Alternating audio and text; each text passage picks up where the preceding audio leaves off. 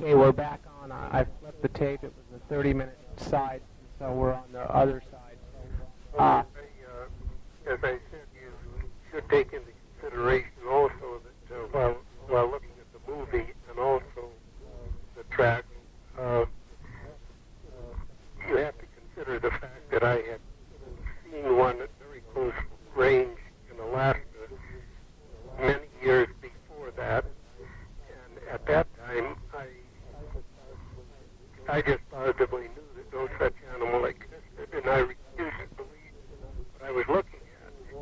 And the thing walked away where it had been standing. I watched it for about a minute and a quarter. Now, in 1963, which was 4 and a half years before Patterson film, I had seen 3 of them up in northern D.C. here at quite a great distance. They were far enough away that you could see no detail like I could on the one in southeastern Alaska. Yeah. I could see the long arms and legs, and I watched them for a little over 20 minutes. They were climbing a sheer granite cliff. So by 1967, there was absolutely no question in your mind that these animals definitely did exist. Oh, absolutely not. There was no doubt in my mind whatsoever after about September of 1958.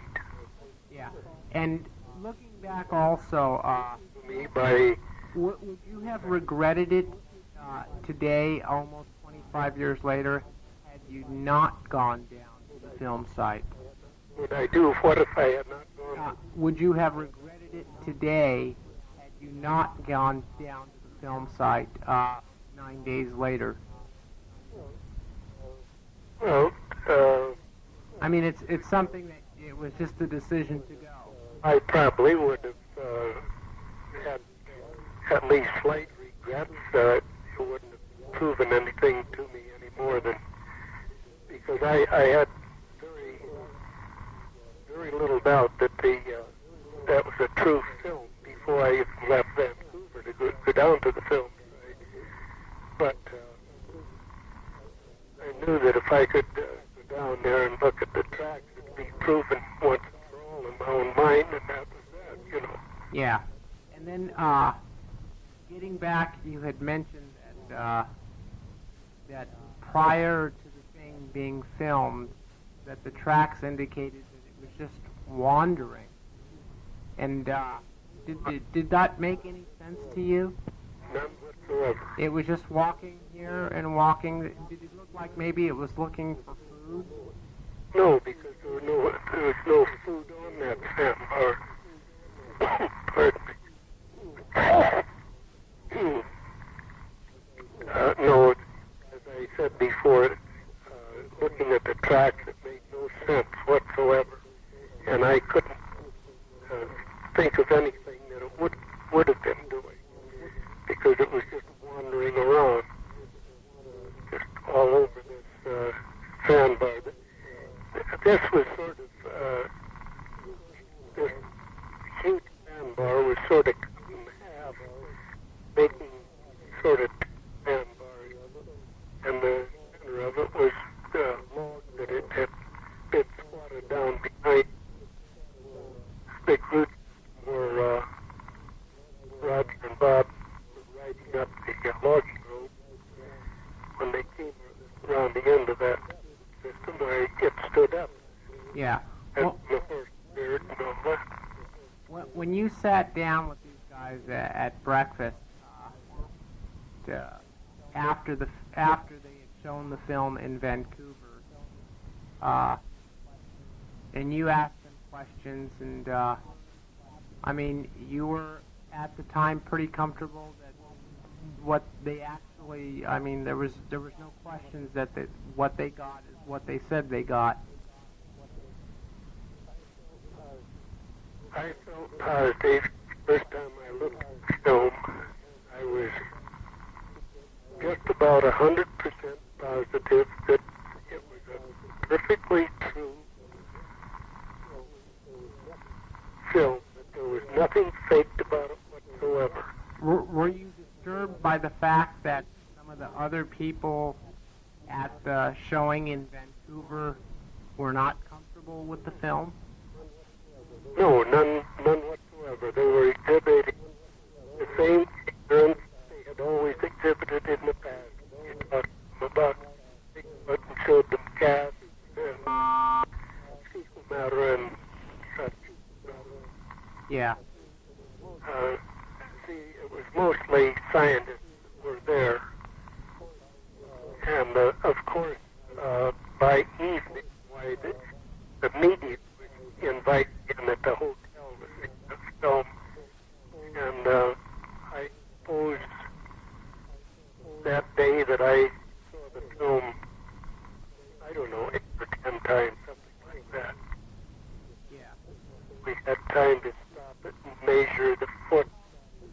Did you talk to Patterson and Gimlin after you got back from Bluff Creek in terms of interviewing them? No. That was basically the one time that was in Vancouver. Well, what would my purpose be? Well, at that point, you answered just about all the questions that you had. Well, it was just, I simply wanted to see for myself, you know. Yeah. No one else that was there showed any interest whatsoever in going down there. I asked anyone that was there if they were going down.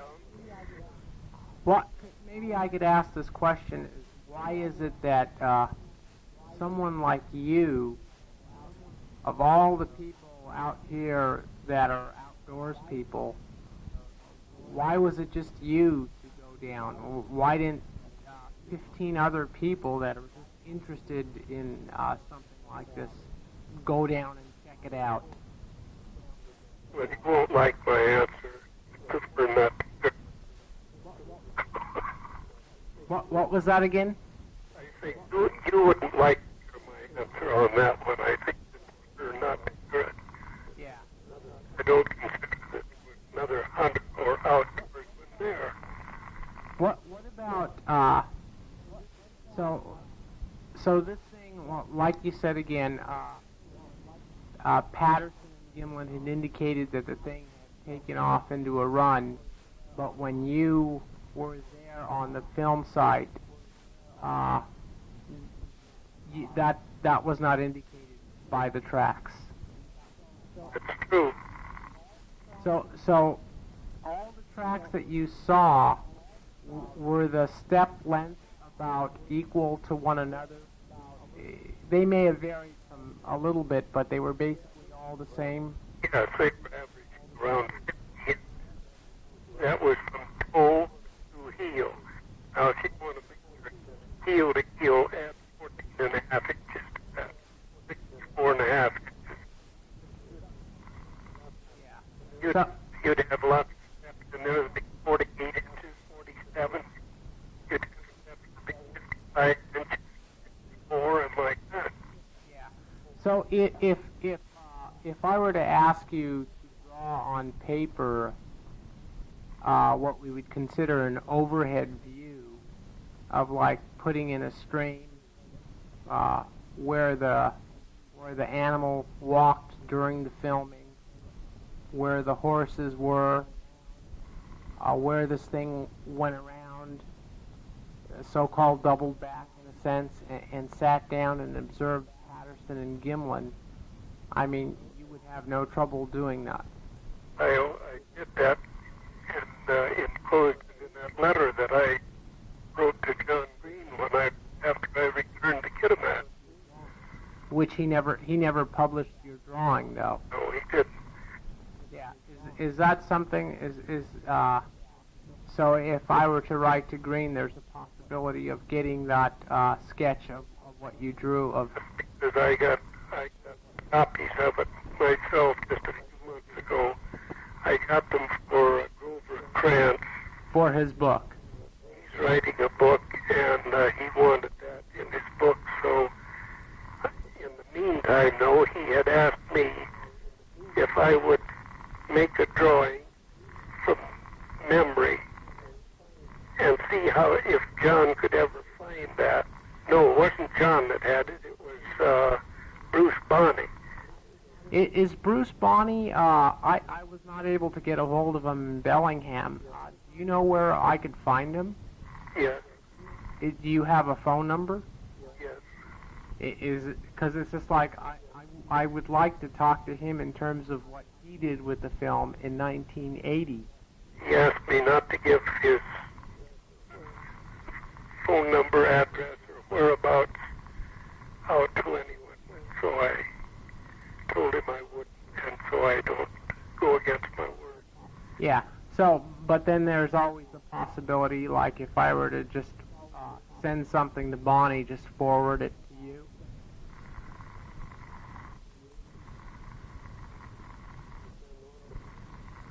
You mean for me to send on to Bonnie? Or at least let him know that I wanted to do something, because I talked with Grover today, and he said we talked a little bit today, and he said tomorrow would be a good day to do a taped interview, and he was totally cooperative in terms of Grover will do an interview tomorrow, you say?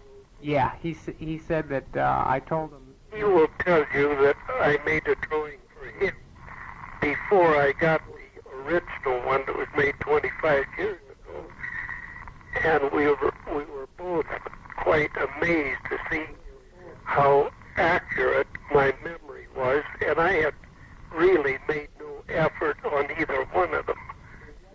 But, yeah. So what you see? Same thing. So how you see the this case 25 years later is as you saw it 9 days after the film was made. Well, certainly. Yeah, and it's just like there's let's see what okay, and it's just like there was no doubt in your mind, I mean, at least according to the tracks, that the thing had come off the mountain prior to the filming. Come off the mountain. And then the tracks wandered. It certainly came off the mountain prior to the filming. And then Patterson filmed, and which we have a film of the thing. After he ran out of film, you were able to follow the tracks. Went back up on the same mountain it came down off from, but on upstream from where it had come down. Uh-huh. A few hundred yards. Okay. But that's where Patterson's story and mine do not coincide. And I went up and looked all over the area he said the tracks were in, and the only thing that there were up there was their horse tracks. There were no Bigfoot tracks whatsoever. And So regardless of what Patterson and Gimlin said the thing did, the real tale is the tale of the tracks. that's true, yeah. I mean, there's no denying it, because the tracks, the footprints are there to follow.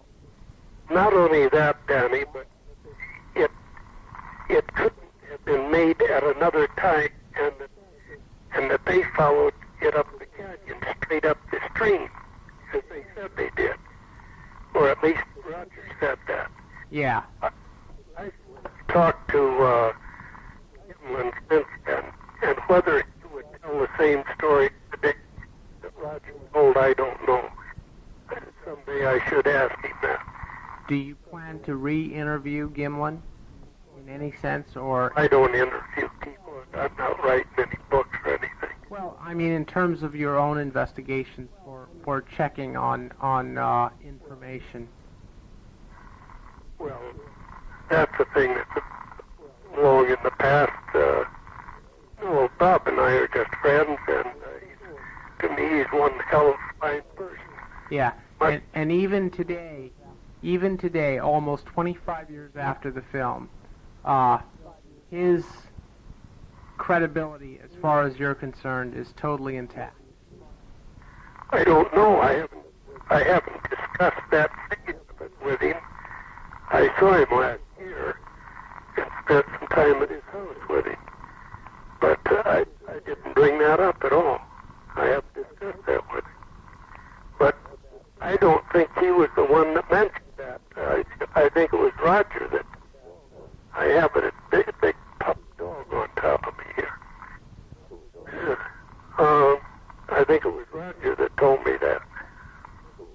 Another thing that I feel quite certain of, that they not only wouldn't have had the time to do what they said, but they wouldn't have had the inclination to do it after getting those pictures of it that they got and making the cast, and there was a storm coming up, and actually they claimed they had trouble getting out of there. The truck almost went over the bank in one place. Getting out of the Bluff Creek area and getting back down to the Blacktop Highway. There was no blacktop there in those days. Uh-huh. Except down where the Bluff Creek store is. There was blacktop on that highway down there.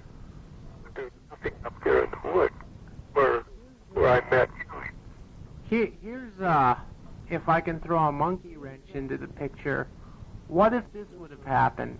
What if in Vancouver you saw the film, which you did, you talked to Patterson-Gimlin, and then they told you that the tracks could be found on the Bluff Creek sandbar at such and such a place, and then you went there and you looked all over everywhere and you could not find tracks? Would not have bothered you in the biggest sense? I mean, what if the tracks weren't there? Danny, I recognize the background. And in Vancouver, I knew right where to go to find the tracks. Instead of that, in the fog and the darkness of the early morning, I walked right past them because they had told me that they were several miles farther on up the creek. And I didn't know of a place up the creek that looked like that. Yeah. But No. I'm not. What I'm trying to ask is, but without getting into a confrontation, is like you saw the film, and it's just like for you, you went down to verify. Well, I understand your question. The track. What I'm saying is that suppose you would have gotten to Bluff Creek and there were no tracks to be found. The tracks would have had to have been there from my past experience in tracking it. Yeah. Because it takes those tracks a year or more to get obliterated. Do you understand that? Right. Now, what if the tracks weren't there, but they had the film? What would have that have done to you? I mean, in terms. The only thing that could have taken away the tracks would have been a storm bad enough to have flooded that area. Yeah. Now, after you got to the site, how many other people were there? I mean, did people from Willow Creek come up to look at the tracks? Oh, there was no one there for the several days that I was there. Did someone like... Mother-in-law was the only one. Was there any scientist ever to look at the tracks? No. And did Al Hodgson from Willow Creek go up to look at the tracks? Has never been up Bluff in his life. And I only learned that a few years ago. I'm utterly offended to find out that he didn't know where Louse Camp was. And when I started explaining it to him, then he checked into the conversation. Well, you know, Bob, I've never been up Bluff. Uh-huh. Which really surprised me, because I've known Al for, well, since 50 years. No, I knew him before that. I knew him when I worked up here in the woods.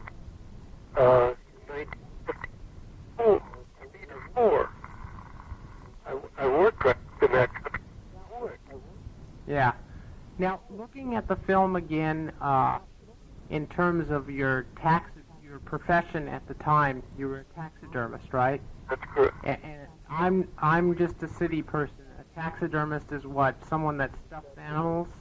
No, I think that's an old term, 100 years old. Mount them. Yeah. I sold my taxidermy studio by the time the film was made. I sold out in 1961.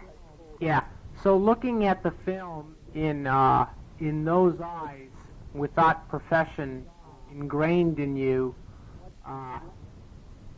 what in terms of the subject of the film, was there any trouble? And did everything look consistent? Was everything about the way it should have been for a living animal? When I saw the film in Vancouver, you mean, the first time? Right. Yes, as I've told you several times, right, Danny? I'm no expert on film, but I was almost 100% certain that it was a genuine film of the animal. So the combination of the film, talking with Patterson and Gimlin, the people who collected the film, the tracks, the tale of the tracks in Bluff Creek, as far as you're concerned, totally. Well, I didn't need to talk to them. Yeah, And the track. but everything as far as you're concerned today is totally corroborated. I mean, everything fits. Absolutely. There's nothing about the entire case that is unsettling in you. There's no way that could have been fixed. Absolutely no way. Yeah. That is a genuine film. Okay. I just wanted to cover this from a perspective in terms of 25 years later, and as far as I can see, you see this thing the same way you saw it 9 days after it happened. Yes, that's correct. So you were there October 29th, 30th, and then also on Halloween. I was there the night 30th to 31st. We left the evening the 31st. Yeah. And your brother-in-law? Brother-in-law and my sister. Yeah. And he was totally shaken by the tracks that he saw. Yeah, he was scared to death when he stayed up there in the camper that night. Wow. We had to drive clear back. We might have gone clear back to Weaverville that night. I don't recall. I was talking to my sister a couple of years ago about it Had you ever seen that night. have you ever seen that 14.5-inch track anywhere in that Bluff Creek valley? Oh, yeah. I had casts of it 9 years before Roger took the stick. So you think it was the same one? Yes, I do. And was the track about the same length 9 years earlier? Yeah. About 14.5. Yeah. We called it the track. What was that, Bob? We called it the 15-inch track. I just identified the track. Oh, okay. It's track 16 and the 17. Yeah. I think I hate. I mean, it's just like there's a lot of questions, and I'm pretty much I don't have any more questions to ask you. Is there anything in addition to what I've asked that you wish to add? I think that it seems that I don't even know what you're working on, and I'm curious about what it is. Well, what I'm doing is I'm preparing a special edition of the Bigfoot Times, my newsletter, to commemorate the 25th anniversary. Why don't you send me one of those when you can? Oh, absolutely. Absolutely. And what I plan on doing is releasing this October 20th, 1992, and I plan on making it 20 pages in length. and to cover every aspect of it in terms of what I'm going to break it down into 4 segments. About the first part would be what happened, the actual event, and the second part would be the immediate aftermath. That means you, Lyle Laverty, other people who verified the location. The third part would be the later analysis, the film that was taken to the Soviet Union and to Europe by René de Hinden in 71 or 72, and what they learned from it. The fourth part is this film 25 years later, and what we can learn and how we can grow from this as a people, as we are in terms of investigating this case. And so I just think it's worthwhile, and that's why I said I need to talk to and get the total cooperation of people who were involved then and now, such as you, such as Green, de Hinden, Krantz, Lyle Laverty, a man by the name of Dale Sheets, who was at the time with the research and development at Hollywood Studios or something, that apparently Patterson and Gimlin had taken the film to be viewed. And the more I look at the film, the whole case, I mean, there's this, from every angle, everything checks out. And it's just like, the more I talk to people like you, it's just like everything's so rock solid about it. Well, it is rock solid. There is nothing about the case that is flimsy. With everyone except the scientists, said they don't want to use them with facts. The thing about it is that, I mean, if you think about it, it is so hard to accept, or the possibility that we have giant, upright walking, hair-covered things here in North America. It's absolutely, I mean, it sounds, I mean, you talk like that and it sounds so ridiculous. It still sounds that way to you, does it? But when you start to look at it and investigate and do the witnesses, it all comes together. It makes total sense. Honey, what's your birthday? What was that, Bob? What was your birthday? May 31st, 1963. Well, you were only about 4 years old then when those pictures were taken. Yeah, I was just totally, you know, and Bob, I'm only 28. May 31st, that was just about the time I saw those 3 up there in Gardner Canal up in northern BC. Yeah. So it's just like, that was the same year I was over there on those tracks at Ironbound. That yeah. was the end of April or the first part of May. Had I been 28 in 1967, and interested in the subject at the time, you probably would have met me down in Bluff Creek. I mean, it just makes sense. One of the questions, let's see, I think, I guess I've covered everything that I think that is worthwhile in terms of this case. And it's like, when I do get everything in print and ready to go, I will certainly send you a copy. When you're talking, thank you, I'll appreciate it. You're talking to Grover tomorrow. I will be interviewing Grover Krantz tomorrow. Would you ask him to, will run off a copy of one of those maps that I drew? One of them was drawn 25 years ago, and the other one was drawn 6 months ago. When he was here at my house, he was here last year. He came here to see me about 4 times, I believe. Okay, have him and send a copy to who? I would like to get a copy.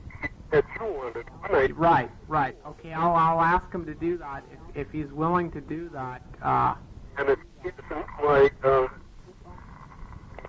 Well, I'll just tell him, I'll say, well, listen to this tape that Bob has consented to send me copies. I think I have copies of them here. I can run off copies. Yeah. Well, if I don't get anything from Grover, then I would appreciate if you could send copies down. Yeah. Okay. Because, I mean, this whole case here, it's so big. I mean, it is the single biggest event ever to happen in the history of Bigfooting. Period. Yeah, the sad part of it is that the scientists won't even look at the damn thing. Yeah, it's sad, but it's just like, Before they look at it, their mind is all made up and it's fake.